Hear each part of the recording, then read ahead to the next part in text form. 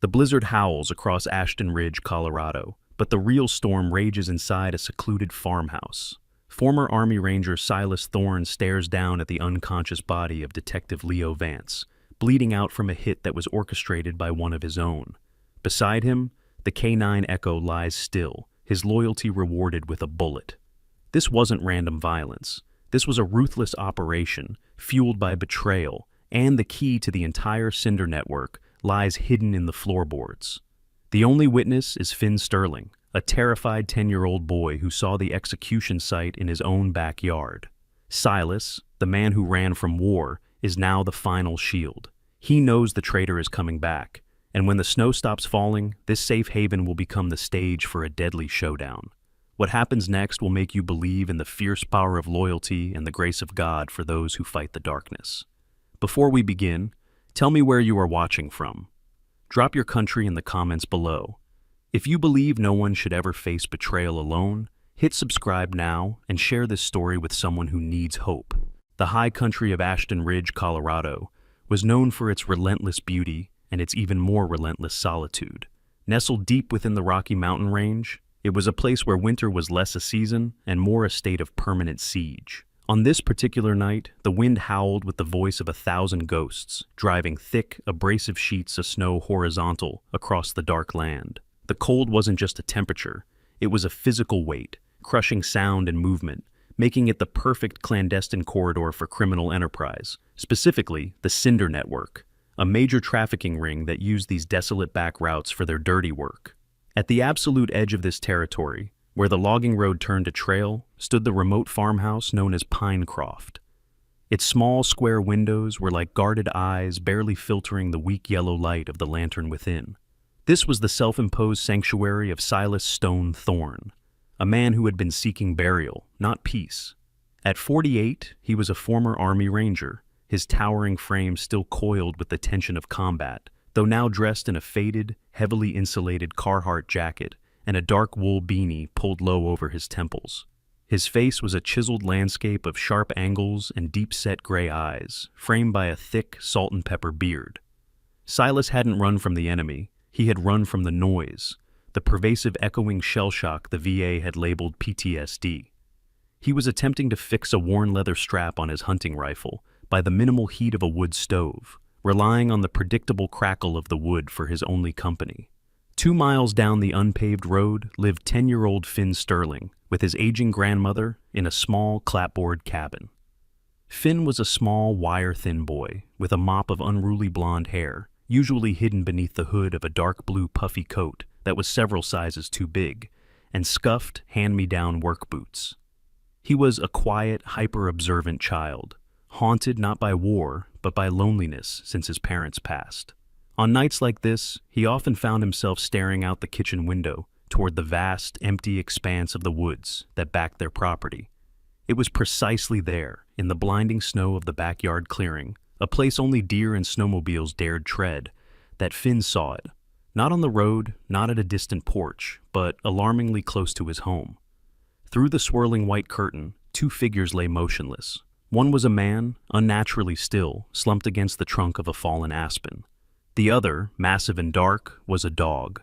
The man was in a dark, heavy uniform. The dog, a magnificent sable German Shepherd K9, with a beautiful mixture of black and silver fur and one ear slightly bent, a battle scar Finn would later learn, was struggling against the snow. Finn saw the dark red stains spreading quickly across the white blanket beneath the officer's chest. The sight was too visceral, too terrifyingly close to be ignored. The dog let out a broken, agonizing whine, a sound of absolute loyalty nearing its end, then collapsed, its head resting protectively on the man's stomach. They hadn't sought refuge, they had been dumped. This was not an accident, this was a dumping ground. Fear rooted Finn to the spot, locking his muscles. He knew he couldn't call the local authorities. Their phone line was unreliable, and the people his grandmother sometimes spoke of were far too slow. The only reliable person, the only certain force of action in Ashton Ridge, was the ghost man. He ran, heart hammering against his ribs like a trapped bird, out the back door, across the yard, and through the neighbor's field toward Pinecroft. He didn't knock. He hammered on Silas's back door, "Mr. Thorne! Mr. Thorne! Please, you have to come!" Silas, alerted by the sudden, frantic sound, dropped his rifle strap. The 12-gauge shotgun was in his grip instantly, the safety clicking off softly. He moved toward the sound, silent and dangerous. He opened the door to find Finn, soaked and hysterical, pointing an unsteady finger toward the direction he had just run from. "My backwoods! My backwoods! A cop and a dog, they're bleeding. They were dumped there. You have to help. They're dying." Finn gasped, his breath misting violently in the sub-zero air. Silas didn't hesitate. The shotgun dropped into his left hand. He grabbed a powerful military-grade flashlight and a large medical bag he kept stocked, and followed the boy back out into the storm. Guided by the terrified but now fiercely determined boy, Silas found them quickly. He shone his light on the fallen figures. The man was Detective Leo Vance, mid-30s, his short blonde hair plastered to his forehead, his face alarmingly pale and gray. He was unconscious, his heavy-duty uniform jacket torn near the right ribcage, which was saturated with a terrifying amount of crimson. Beside him lay the K9, Echo. The German Shepherd, a noble figure even in collapse, had a noticeable, grievous bullet wound high up on its rear leg. Its eyes, deep brown and filled with a primal, defensive fire, fixed instantly on Silas, a low, guttural growl rumbling in its chest. "Easy, soldier," Silas said, his voice low and gravelly, the tone instantly commanding and familiar to working dogs. He lowered the shotgun slowly, letting the dog see the non-threatening posture. "I'm not the threat. I'm here for you both." Echo, the intelligent K9 who had spent 9 years trusting only his handler, stared into Silas's battle-weary eyes. He saw the genuine raw concern, a kind of recognition of shared service and pain. The dog's growl died into a whimpering cough, and then, with a final, shuddering release of exhausted loyalty, Echo passed out, collapsing half onto Leo's chest. Silas worked with the focused efficiency of a man whose training had been written in blood. He checked Leo's pulse, faint but present. He confirmed multiple entry wounds. He knelt and gently scooped up the K9 first. "You first, old-timer. You earned it." Echo weighed at least 90 pounds, but Silas carried the dog's bulk easily. Reverence in his powerful arms. He placed the shepherd gently on a thick wool blanket near the dying fire in the hearth back at Pinecroft. The dog's wet fur steamed faintly in the dry heat. He returned for Leo.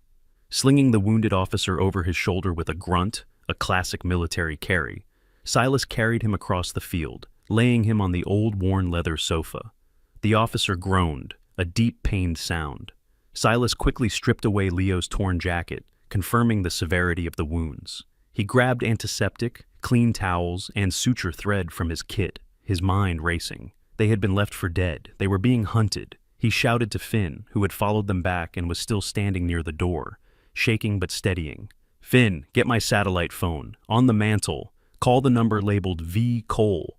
Tell her I need a vet and a trauma kit now. Tell her it's a gunshot, K9 and human. And Finn, don't look out the windows."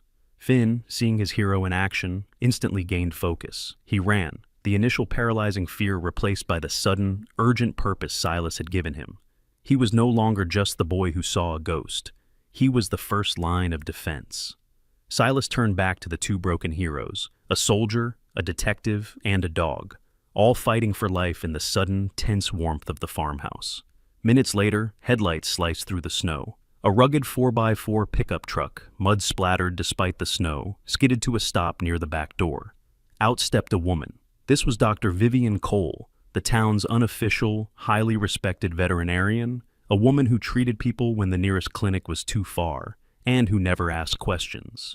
Vivian was in her mid-40s, tall and lean, with sharp, intelligent brown eyes and long, practical black hair pulled back tightly in a braid beneath a heavy canvas jacket and jeans. Her hands were strong, calloused, and unfailingly steady. She looked at Silas, then at the bloodied figures on the sofa and the blanket. She simply nodded, dropping a massive medical bag onto the table. "Start boiling water, Silas," she commanded, her voice calm and authoritative. "And lock every door you have." Silas didn't need to ask why. He knew the enemy was still out there. In the tense silence of Pinecroft, the clock was ticking, not toward dawn, but toward the realization that the job had not been finished. The The tense stillness in the Pinecroft farmhouse was only broken by the hissing steam from the stove and the ragged, shallow breaths of the two patients. The furious blizzard of the previous hour had softened into a steady, suffocating snow, but inside, the air was heavy with the scent of pine, blood, and antiseptic.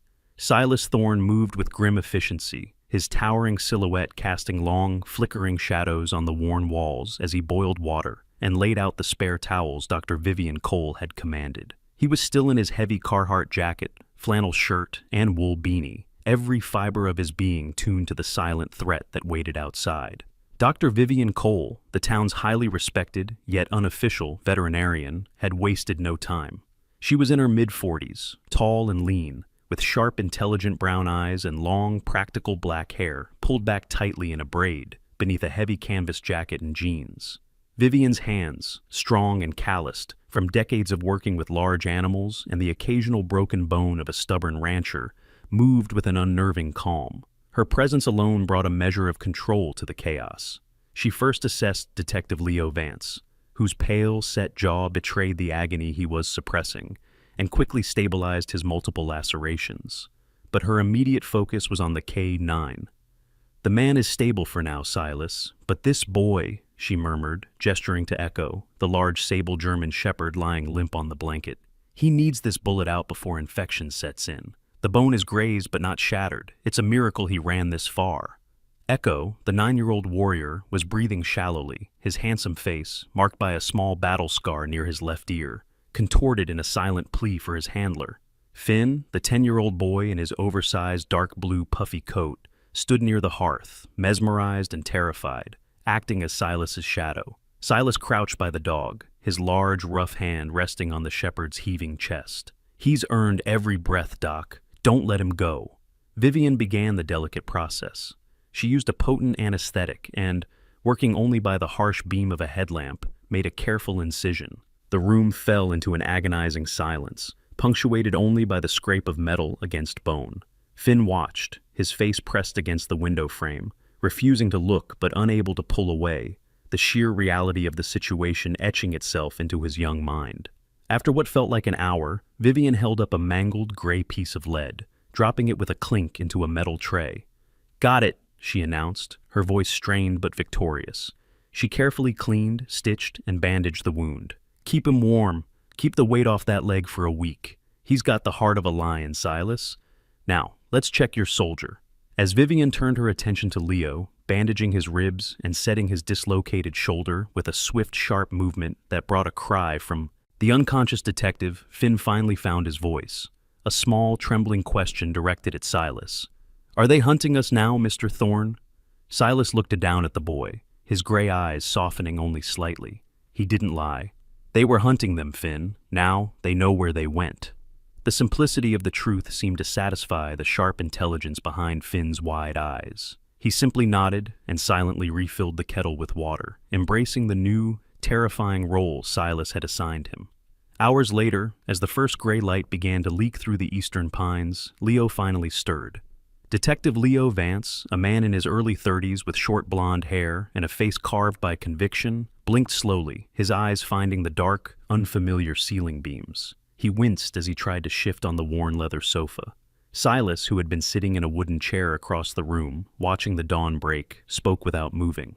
"Don't move. You'll pull the sutures. The K9 is stable. Name's Echo. He earned his pay tonight." A flicker of intense relief washed over Leo's face. "Echo, thank God. They meant to kill him." He took a moment, gathering his strength. "I'm Leo Vance, Ashton Ridge PD, Narcotics. Thank you, both of you. Thomas Thorne, ex-Army, this is Pinecroft. You weren't a stray detective. You were a target," Silas stated flatly, his voice gravelly and direct. "Who?" Leo swallowed, the fear receding, replaced by a cold, hard anger. "The Cinder Network. They're not just local dealers, Silas. They're moving product, large-scale cocaine and fentanyl, through the state, using these remote logging trails and abandoned ranches. Your place, I suspect, was one of their routes. I got too close to a shipment near the East Ridge Canyon." Leo paused, his eyes darting toward the closed kitchen door. His voice dropped to a near whisper, ragged from his exertion. "They were waiting. It wasn't random. Someone high up tipped them off. Someone in the department, Silas. I know it. Leo explained that he had been systematically undermined. Reports vanished, witnesses reseated, and every time he got close to the large-scale shipment operation, the Cinder network vanished like smoke. His suspicion had centered on one man, Chief Robert Hayes. It has to be Hayes, Leo insisted, his voice heavy with bitterness. He reassigned me to desk duty the second I mentioned the size of the operation. He cut my budget, denied my warrant requests. He's the only one with access to all the rotation schedules and the movement logs. He's dirty.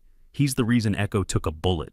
Silas listened in silence, his expression unreadable, the details of police corruption fitting too neatly into the pattern of systemic failure he was accustomed to. He looked over at the hearth, where Finn sat quietly, now reading a very old tattered copy of The Call of the Wild, occasionally reaching out a gentle hand to pet the sable shepherd's head. Leo's voice was the sound of a good man's soul being broken by betrayal, and in the presence of the innocent boy and the loyal dog, Silas knew he couldn't simply hand Leo over to a potential traitor. You're safe here, Silas finally said, his oath simple and final. We keep low, we heal the dog, and we figure out who is really hunting you. The fire crackled steadily, sealing the pact between the veteran, the wounded detective, and the silent, loyal warrior sleeping by the warmth. The second morning at Pinecroft brought a brittle, unforgiving cold, but the wind had died, leaving the vast landscape of Ashton Ridge eerily silent under a fresh blanket of snow. Inside, the rustic farmhouse had become a makeshift fortress and a silent clinic. Dr. Vivian Cole, having worked through the night with a steady, unflappable focus, had departed just before dawn, leaving clear instructions and a rare moment of peace. Silas Thorne, still clad in his heavy Carhartt jacket and wool beanie, had spent the quiet hours patrolling the perimeter, his gray eyes constantly scanning the tree line for any sign that the executioners had returned to finish the job. He was a man defined by vigilance, his movements economical and his silence absolute.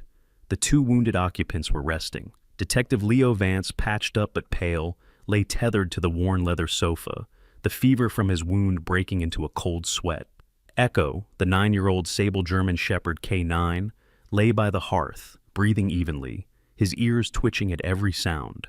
His injured leg, encased in thick white bandages, rested carefully on the woolen blanket.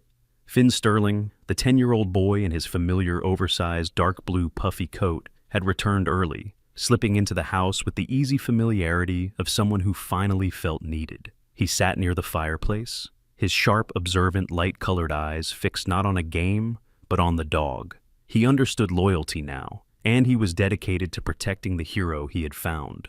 Leo, despite the pain gripping his dislocated shoulder and sutured ribs, was restless. We can't just sit here and wait for them to decide we're clear, he rasped, pushing himself upright with a wince. The attack confirms it. This isn't random. They left us in the woods, Gilles. They were confident the job was done, which means they might come back to check, or they've moved on to the next link in the chain.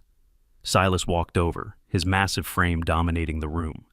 We move when the dog moves, Detective. That's the rule. But you're right. We need information they don't think we have. Their focus turned to the immediate environment. Silas's property was remote, the perfect location for a silent criminal operation. They theorized that the farm was once a staging or storage point for the Cinder network. As Silas methodically checked the structural integrity of the old barn, a low, persistent whimper from the hearth caught his attention. Echo, despite being sedated and in pain, was struggling to get up, pulling his good leg under him and pointing his sable muzzle toward the back of the property, specifically toward the ancient, dilapidated wooden barn. The dog's eyes were intense, demanding attention. He smells something, Silas muttered, reading the K9's body language instantly. Or he recognizes something. Leo, leaning heavily on Silas, followed him out to the barn. The structure was ancient, dusty, and filled with old farm implements. Echo, limping badly, but driven by pure instinct, pulled himself forward, stopping near a section of the dirt and wooden floor that was subtly cleaner, less worn than the rest. The dog gave a single focused bark, scraping the wood with his uninjured paw.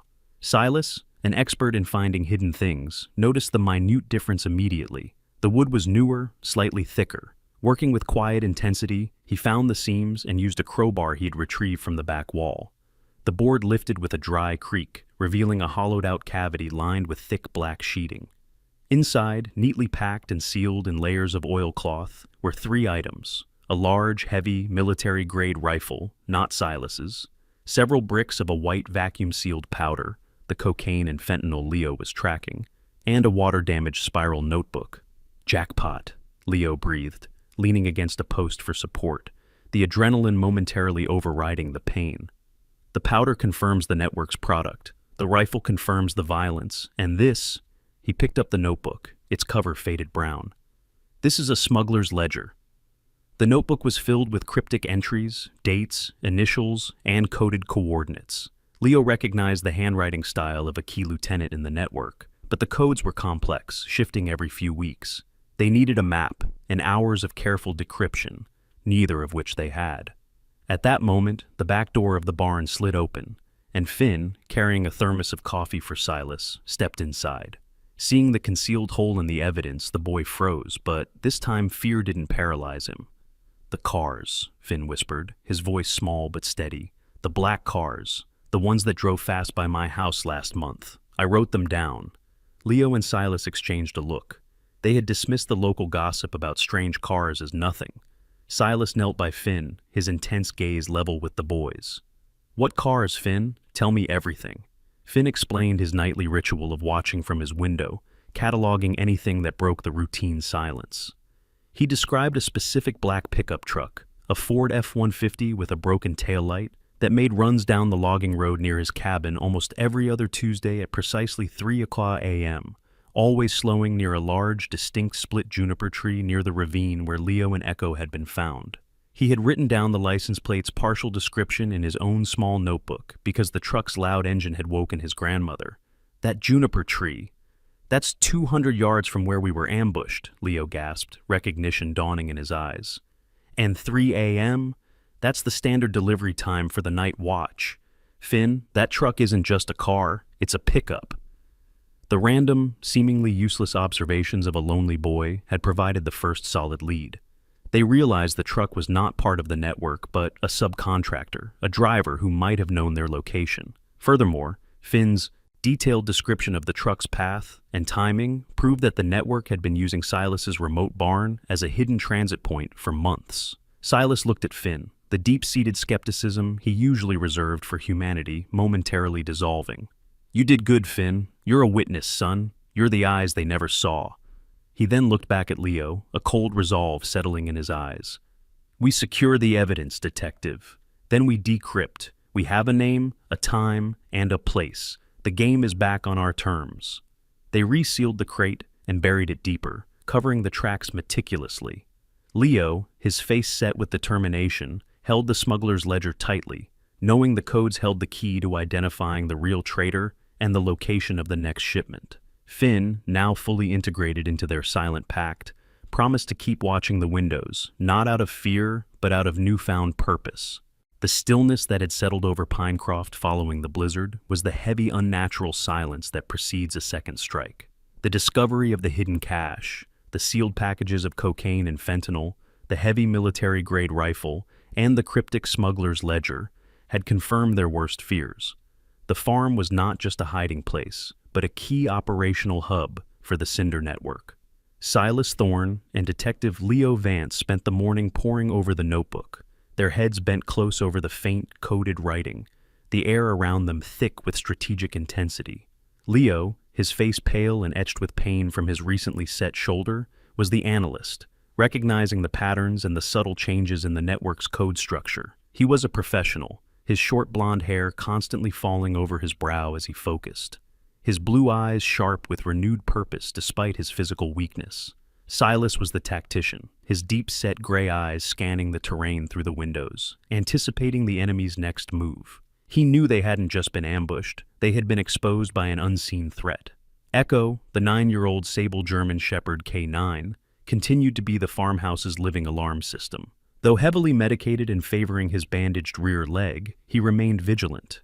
He slept in short, intense bursts, always near Leo, but his ears would swivel, his muzzle lifting slightly at the smallest change in the exterior acoustics. Finn Sterling, the 10-year-old boy who now found a strange comfort in the intense atmosphere of the siege, stayed close to the hearth. He had finished the thermos of coffee and was now methodically organizing Silas's collection of spare tools, finding a purpose that eclipsed the fear. "The latest entry here, dated 2 days ago," Leo murmured, tapping the ledger with a pencil. "It references a blacksmith and delivery to the Juniper Point. Finn's truck. They didn't dump us, Silas. They used us as bait, or they were testing the route. They're trying to see if the drop point is compromised." Silas didn't reply verbally. He moved to the window, his attention captured by a disturbance in the fresh snow near the barn. A set of tire tracks recently laid cut off the logging road and skirted the edge of the property line, stopping abruptly near the tree line before reversing direction. They were not deep enough to be the heavy 4x4 of Dr. Vivian Cole, but wide enough to suggest an SUV or a larger truck. "They didn't just check," Silas said, his voice a low growl. "They were here, and they know we're inside. They are confirming the casualties." The realization hit them simultaneously. If the network confirmed Leo was alive, they wouldn't send spotters. They would send a strike team. Silas immediately began fortifying the windows and doors, using the military precision that had been dormant for years. The preemptive strike arrived not as gunfire, but as fire itself. A heavy, diesel-fueled utility truck appeared down the logging road, roaring to life. A dark figure jumped out, moving with practiced speed toward the dilapidated barn, dousing the structure with a quick burst from a gas can before tossing a makeshift incendiary device. The old wood, dry as tinder, erupted into flames almost instantly, the orange light a stark, violent contrast to the clean white snow. The enemy wasn't trying to capture them. They were trying to smoke them out and destroy the smuggler's ledger hidden beneath the floor. "The barn!" Leo yelled, struggling against his pain to grab his sidearm, a small handgun Silas had retrieved from his utility belt. "The evidence stays buried," Silas roared, grabbing his shotgun. "Finn, stay low, behind the stove. Don't move." Silas, moving with the devastating speed of a man half his age, burst out the back door.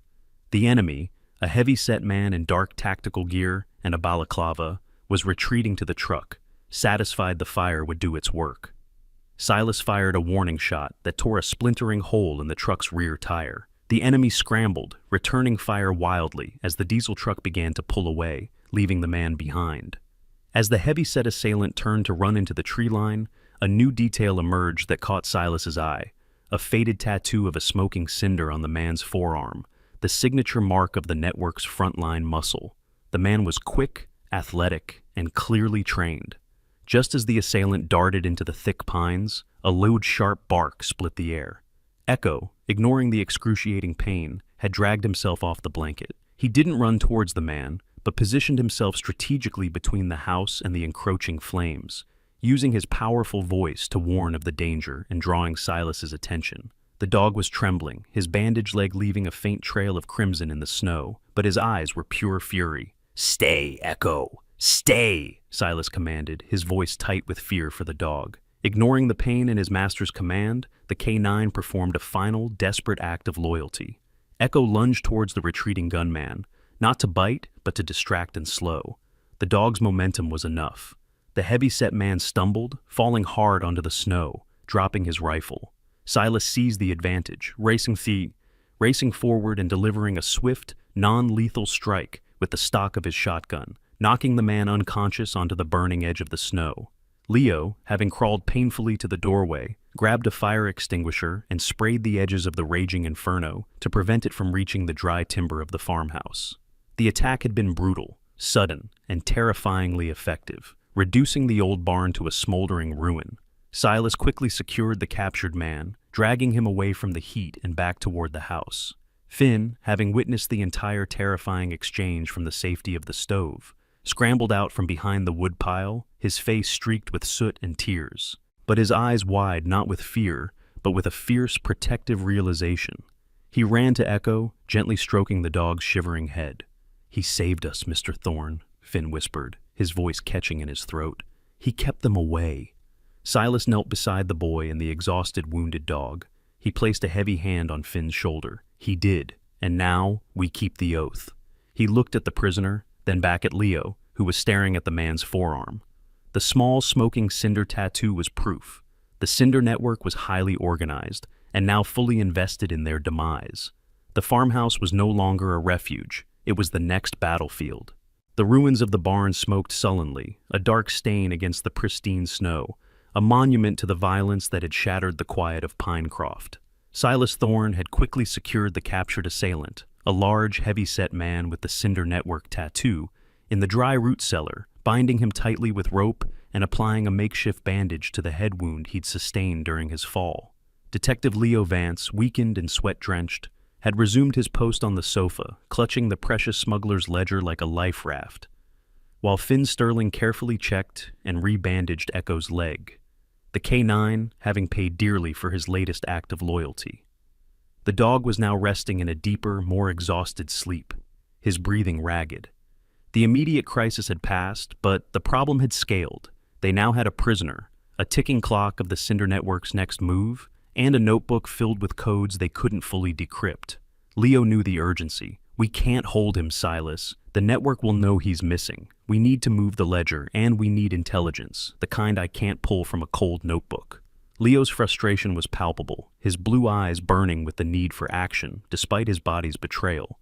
"You need an outside hand," Silas confirmed, leaning his massive frame against the doorframe, shotgun resting easily in his grasp. "Someone you trust absolutely. Someone with resources who isn't Chief Hayes." Leo nodded, his face hardening with determination. "There's only one. Detective Rick Miller. He was my partner on the DEA task force years ago before I transferred back to local PD. He's based in Denver now, working organized crime. Rick's cautious, methodical, and he doesn't break protocol, but he trusts my gut more than any internal affairs report. If anyone can break these codes fast and run interference with the state police, it's Rick." Using the satellite phone, the only reliable line out of Pinecroft, Leo placed the call. The tension in the farmhouse ratcheted up again. The simple act of dialing a number, feeling like detonating a bomb. Rick answered on the third ring. Leo kept the explanation brief, omitting Finn and the depth of Silas's involvement, focusing only on the K9 being hit, the ledger, and the certainty of an internal leak. Leo gave Rick the coordinates, insisting he come alone, off the books, and under the cover of a missing persons search. 2 hours later, a large, black, unmarked Chevy Tahoe slid silently down the dirt road, pulling to a stop near the smoldering remains of the barn. Stepping out was Detective Rick Miller. Rick was in his early 40s, a man whose presence was immediately authoritative. He was lean and exceptionally fit, with close-cropped dark brown hair and a slightly too perfect clean-shaven jawline. He wore an expensive tailored gray suit under a heavy, well-cut black overcoat, a striking contrast to Silas's rugged utility wear. Rick carried himself with the calculated calm of a man who spent his life navigating political minefields, but his dark brown eyes held a nervous, almost twitchy energy that didn't quite match his controlled exterior. "Leo," Rick said, his voice deep and measured, rushing to the house and embracing Leo with a firm, professional grip. "Holy hell, I thought you were dead. Who hit you? You look like you fought a mountain lion." Leo introduced Silas simply as "my protection," and Silas, always taciturn, offered only a curt nod. Rick immediately focused on the ledger, spreading it out on the kitchen table. He was brilliant, analyzing the codes with swift, fluid movements, confirming Leo's suspicions about the shifting pattern. He also quickly identified the primary code name for the network's boss, Talon. As Rick worked, an unspoken tension began to build between him and Silas. Rick's nervousness manifested as overly precise movements and subtle, too loud throat clearing. Silas, the keen observer of human behavior, watched Rick's interactions with the house. Rick scanned the room constantly, his eyes lingering too long on the satellite phone and the still-breathing prisoner in the cellar below. His questions were too specific, too centered on Leo's exact movements leading up to the ambush, rather than on the ledger itself. The greatest tell, however, came from the silent guardian. Echo woke shortly after Rick's arrival. The K9, usually indifferent to non-threats, responded to Rick with immediate visceral rejection. Echo's head lifted, his sable coat bristled slightly along his neck, and a low, sustained growl rumbled deep in his chest. The dog struggled against his bandages, trying to pull away from the visitor. He did not growl at Silas, or even at Finn, who often handled his injured leg, but he fixated on Rick with an unblinking, hostile intensity. Rick noticed the dog's reaction, forcing a tight, awkward smile. "Guess he doesn't like my cologne, huh, Leo?" "Echo doesn't make mistakes, Rick," Silas stated flatly. His deep-set gray eyes locked onto Rick's, testing the man's control. Rick laughed, a sound that was slightly too high-pitched, and quickly diverted the conversation back to the codes.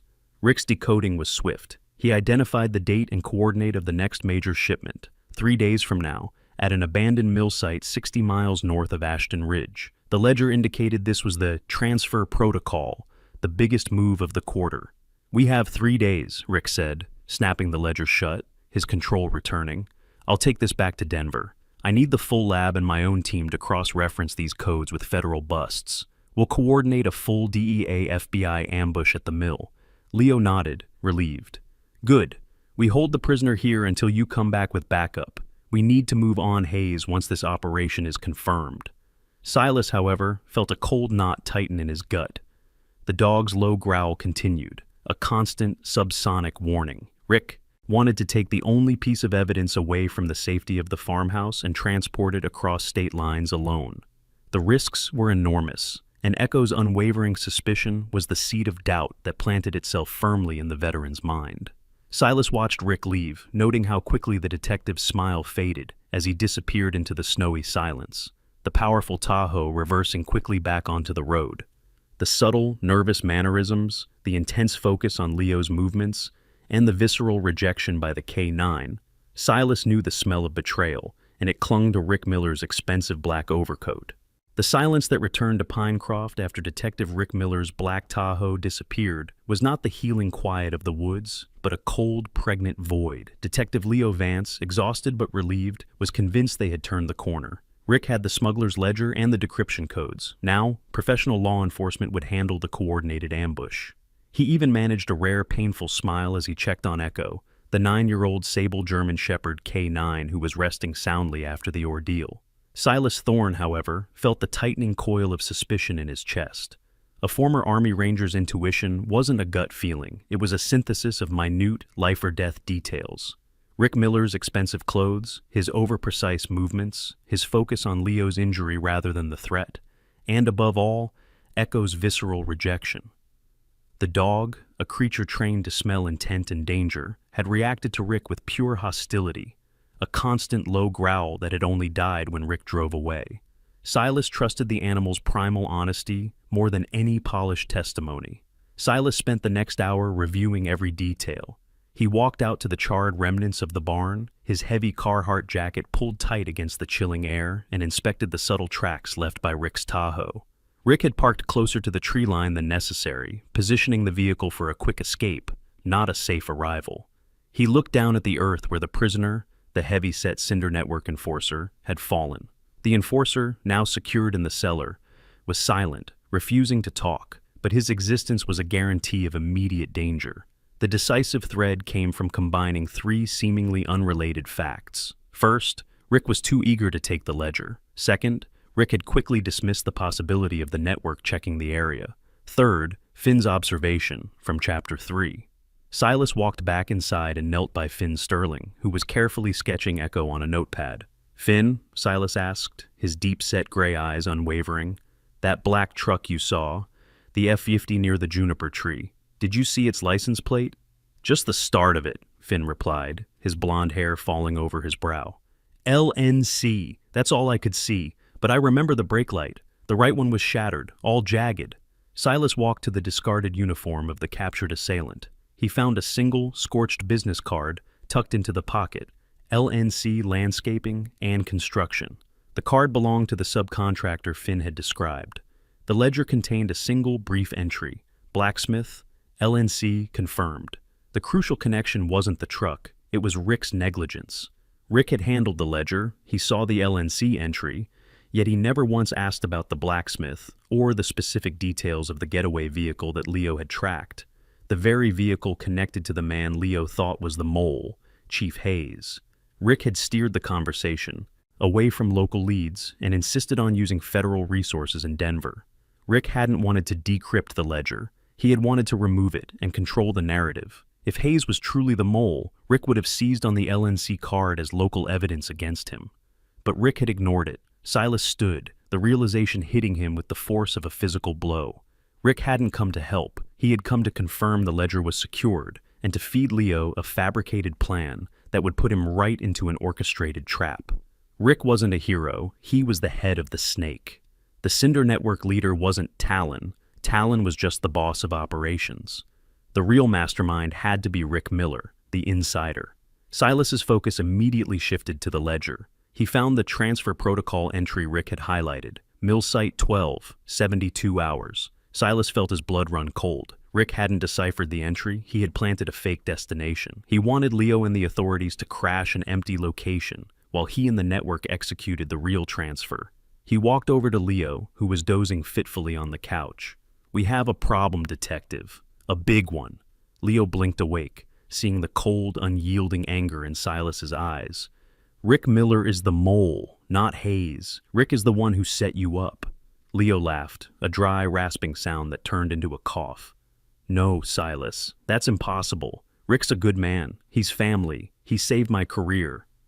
"Echo doesn't growl at family," Silas countered simply, his voice low and firm. "Rick wanted the ledger, and he gave us a bad location. He's coming back, Leo. Not with backup, but to kill you." Just as Silas finished the sentence, the satellite phone rang. It was Rick. Leo grabbed the receiver, his hand shaking. Rick's voice, usually smooth, was now tight, bordering on frantic. "Leo, state police picked up chatter. The network is moving the transfer now. Tonight. They must have been tipped off that the ledger was missing. We have to move. I'm coming back for you. We'll rendezvous at the mill site. Be ready in 15 minutes.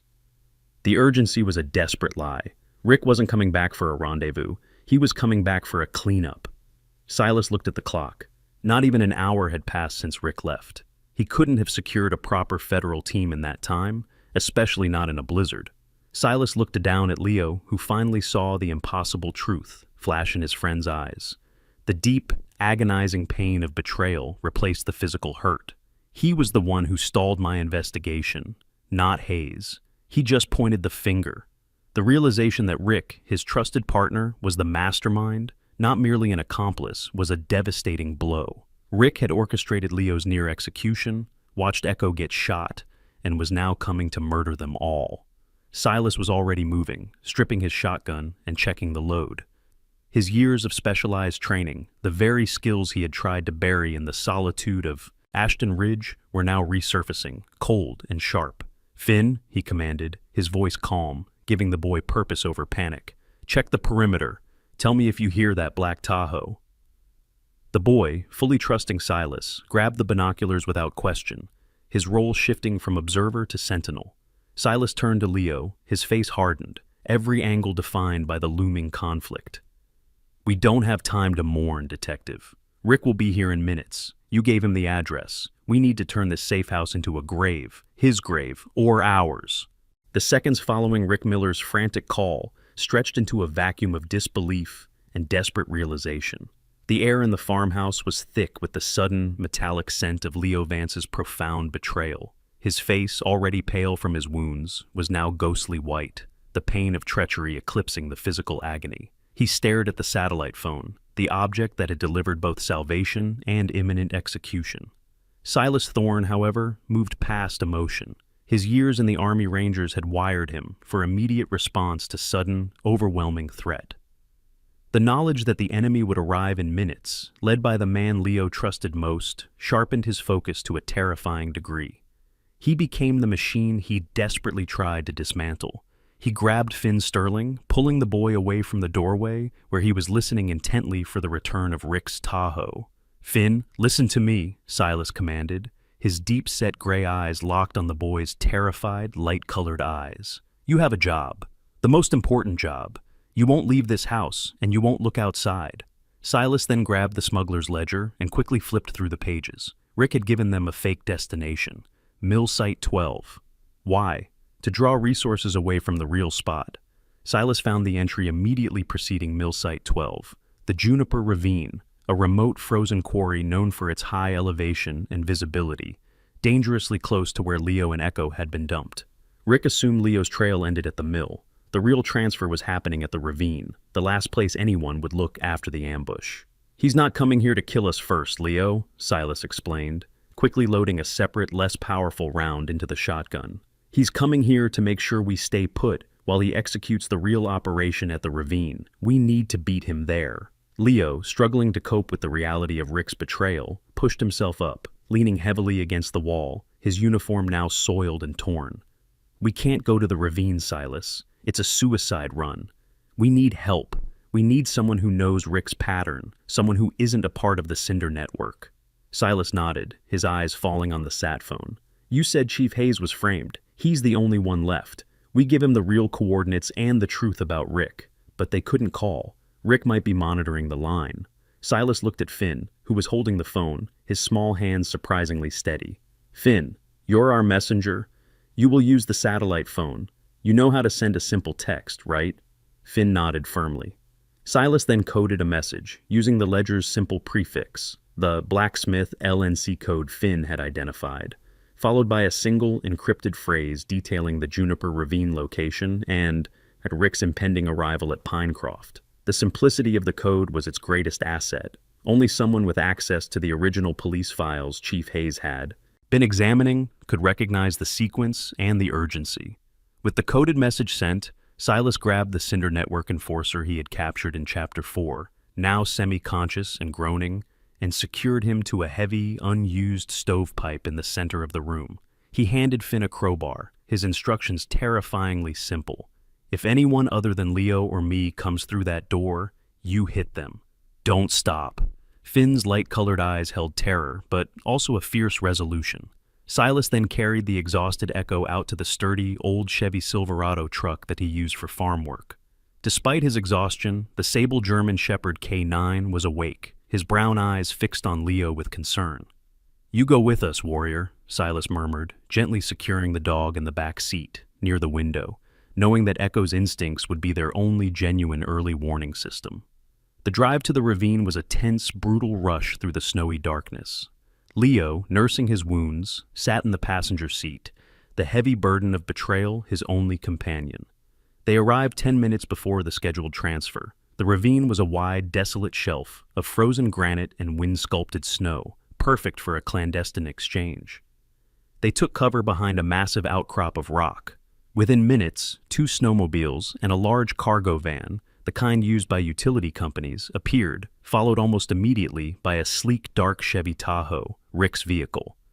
Talon, the network's boss, was the first to emerge. He was a stocky, brutal-looking man in his late 50s, his face scarred and his dark, heavy jacket stretched tight over his imposing physique. He was flanked by 3 heavily armed men who began unloading large, black duffel bags from the van, the cocaine and fentanyl shipment. As Talon surveyed the scene, Rick Miller, clean-shaven and impeccably dressed, stepped out of the Tahoe, his face triumphant and cold. He wasn't acting like a cop, he was acting like a boss. "Miller, did you deal with the loose ends?" Talon barked. "Clean," Rick replied, his voice devoid of the smooth charm he'd used on Leo. "Hayes is running around the fake mill site. Vance is out of commission. The ledger is secured. Let's make the exchange." Just as the exchange began, a low, guttural growl from the back of the Silverado split the cold air.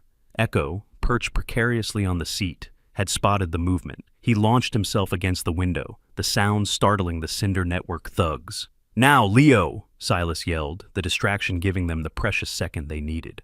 Silas and Leo burst from cover. Silas fired a precise, non-lethal shot at the ground near Talon, the blast scattering snow and confusion. Leo, despite his injuries, managed to focus his sidearm on Rick. "It's over, Rick!" Leo yelled, the words thick with pain. The ensuing firefight was chaos. As Silas engaged the armed thugs, Echo, seeing the main boss, Talon, try to escape, performed his last magnificent act. The dog burst from the truck, ignoring his injured leg, running on pure instinct. He didn't focus on Rick or the gunman, he focused on the head.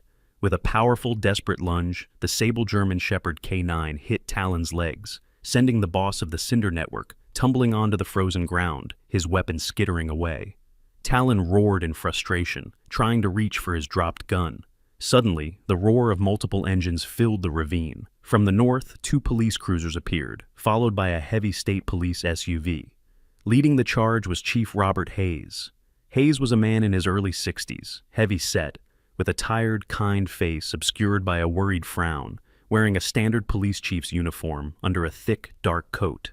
He had been chasing the LNC blacksmith code for weeks, realizing the missing person report and the coded text meant the truth about Rick. The sight of official backup broke the network's formation. Silas quickly disarmed the remaining thugs. Leo, tears freezing on his cheeks, watched as Chief Hayes personally subdued a shocked and enraged Rick Miller. The transfer was stopped, the network's leadership was captured, and the massive shipment was secured. Silas stood over Talon, who was struggling against the snow, then looked over at Echo. The dog lay motionless near the spot where he had hit Talon, his breathing shallow, his injured leg bleeding again. He had kept his oath. The Juniper Ravine, once a cold and desolate stage for treachery and violence, was now illuminated by the harsh, whirling blue and red lights of state police cruisers and FBI vehicles. The bitter silence of the night was replaced by the functional clamor of law enforcement processing a major bust, the seizure of a massive cocaine and fentanyl shipment, the capture of Talon, the network's boss, and the stunning arrest of the mastermind, Detective Rick Miller. Silas Thorne, his Carhartt jacket blackened with soot from the barn fire, and his gray beard dusted with snow, stood apart, watching the scene with the detached vigilance of a soldier who knew the fight was over, but the quiet had not yet returned. Chief Robert Hayes, his heavy-set frame moving with unexpected speed and authority, oversaw the removal of Rick Miller. Hayes's tired, kind face was etched with deep disappointment, but also the resolute satisfaction of duty fulfilled. He stopped by Silas, offering a silent nod. "The boy's message saved us, Silas. The LNC code. Rick used it in a case I knew was fabricated. You put the pieces together, you and Echo." Detective Leo Vance, heavily bandaged but standing tall, his uniform torn but his dignity restored, watched as Rick Miller was led away in cuffs. The sight of his former partner, his face contorted in a mixture of fury and shock, delivered the final, painful closure. The physical wounds would heal, but the scar of betrayal would remain. Leo's blue eyes, however, soon found the only focus that mattered. Echo, the 9-year-old sable German Shepherd K9, lay still in the back of Silas's Chevy Silverado. The dog was conscious, but his breathing was shallow, his injured rear leg now severely compromised from his final, magnificent lunge that had brought down Talon. Leo rushed to the truck, his own pain forgotten. "He needs a real vet, Silas, now." The next 3 hours were spent in a frantic rush to the nearest specialized veterinary clinic, 60 miles south. Dr. Vivian Cole, having been alerted by Chief Hayes, met them there, her sharp brown eyes filled with professional dread. Leo and Silas stood shoulder to shoulder in the sterile waiting room, two broken men united by their vigil for the dog who had saved their lives. The fear was a quiet, suffocating presence, the fear that their victory would come at the ultimate price. It was Vivian who emerged, her braided black hair slightly disheveled, but a genuine smile softening her features. "He's stable. The old bullet wound reopened, and he tore ligaments, but the bone held. He needs surgery and weeks of recovery, but he's a fighter, gentlemen. He's going to make it." The relief that washed over Leo and Silas was immense, a cleansing wave that finally allowed them to truly breathe for the first time since the blizzard had hit. 3 weeks later, the cold had receded from Ashton Ridge, and the first tentative green shoots were appearing in the earth around Pinecroft. The farmhouse was still quiet, but the silence had changed. It was no longer the oppressive quiet of solitude, but the peaceful stillness of a home. The barn was being rebuilt, funded by the seizure of the Cinder Network's assets. Detective Leo Vance was officially reinstated with full honors, his case against the network a landmark victory. He still moved stiffly, but the conviction in his blue eyes was stronger than ever. Echo had undergone successful surgery and was recovering on a large orthopedic bed near the fire, his leg in a cast, whining softly for attention. The quietest revolution, however, was in the kitchen. Finn Sterling, the 10-year-old boy who had seen the ghost of war on his porch, was sitting at the wooden table, not hiding, but working through school lessons. He now lived with his grandmother in a newly renovated cabin closer to town, but he spent every afternoon at Pinecroft. He was the official K9 handler apprentice, responsible for administering Echo's medication and reading to him from The Call of the Wild. Silas Thorne, though still a man of few words, had shed the heavy isolation. He had traded his wool beanie for a baseball cap and was seen by the few passing neighbors not as the ghost man, but as the pillar of the community who had stood his ground. He had found a new platoon, a grateful detective, a loving boy, and a stubbornly loyal dog. One crisp afternoon, Chief Hayes drove out to Pinecroft. He handed Leo an official commendation. Then, he knelt by Echo's bed and gently clipped a newly forged, polished silver medallion onto his service collar. The medal was etched simply, Defender of Liberty. He then turned to Silas. The city gave you the money to rebuild, Silas. But Leo and Finn need a home now, too. You saved them all. Silas didn't need the validation. He looked at Leo, who was now smiling genuinely for the first time since the ambush, and then at Finn, whose light-colored eyes shone with pride as he gently stroked Echo's head. The trauma had been replaced by a fierce protective bond. Silas had run from war to find peace, but he found that true peace was not the absence of fighting, but the presence of something worth fighting for. He had found a family. As the sun began to set, painting the snow-dusted peaks of Ashton Ridge in strokes of amber and rose, Silas stood on his porch. He realized that sometimes miracles don't arrive with lightning or choirs from heaven. Sometimes the grace of God arrives disguised as a broken man, a boy's desperate cry, and the fierce, unconditional loyalty of an old dog. Faith had found its way back into the lonely heart of the ranger. The peace that finally settled over Ashton Ridge wasn't just the end of a blizzard or the capture of criminals, it was the miracle of healing. Look at these broken lives. Silas Thorne, running from the ghosts of war, Detective Leo Vance, betrayed by his closest friend, Finn Sterling, a boy lost to loneliness. They were strangers, wounded and alone, but God works through the smallest of messengers. That miracle came in the shape of Echo, an old, scarred dog whose fierce, unconditional loyalty forced 3 lost souls to stop fighting their pasts and start fighting together. This story proves that redemption is never out of reach. In our own lives, we may not face a ruthless crime network, but we all face betrayal, loneliness, and the dark silence of despair. Remember the lesson of Pinecroft. Hope isn't found in running. It's found in the vow we make to protect one another. It starts with one small act of courage, or the pure, honest heart of a loyal dog. If you believe in the power of second chances, and if this story of loyalty touched your heart, please take a moment to comment amen below to affirm your faith. Share this video with someone who needs hope, and subscribe to our channel for more tales of faith and resilience.